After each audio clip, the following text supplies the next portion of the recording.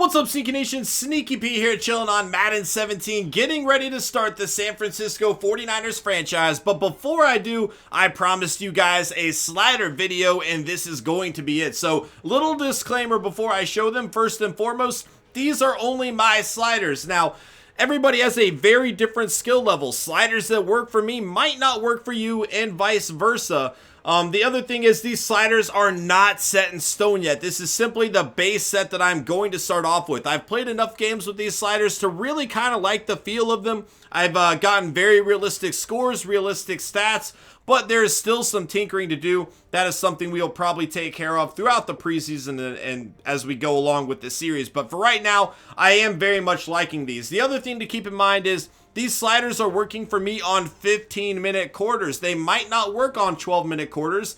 As you know, the game goes on longer. These sliders are kind of meant to result that the score is still going to be realistic. In other words, if they're ending up realistic on 15-minute long quarters, if you play on a shorter quarter length, they might not result in a very high scoring game. I don't know. I'm just guessing based on how the sliders played for me. So here we go.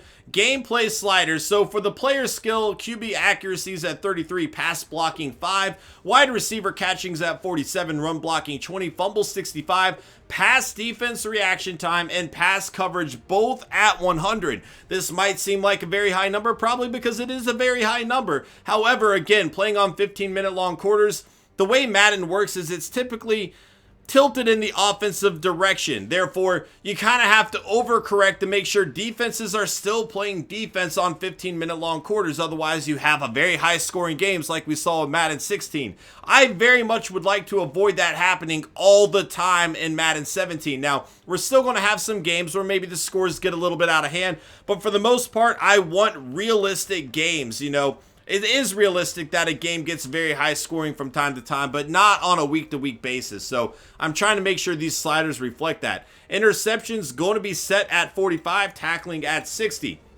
QB accuracy at 7, pass blocking 15, wide receiver catching 45, run blocking 55, fumble 65, pass defense reaction time 40, interceptions 42, pass coverage 40, tackling 48, field goal power down to 45, field goal accuracy at 47, injuries 40, fatigue 58, and threshold is going to be at 40. Here are the penalty sliders that I have set. And if you guys are looking for these sliders, I have not uploaded my own copy. It was actually one of my mods that found the base set for this. And you can find those sliders under the PS4 community files. I believe it's under ATP. Now, his are not exactly like mine. I have gone ahead and adjusted mine accordingly to fit my style a little bit more. But if you are looking for a similar set and don't want to, you know, just copy it all down, that is one way of going through it. So, something I've never done before is XP sliders. I actually started my franchise before this was an option last year,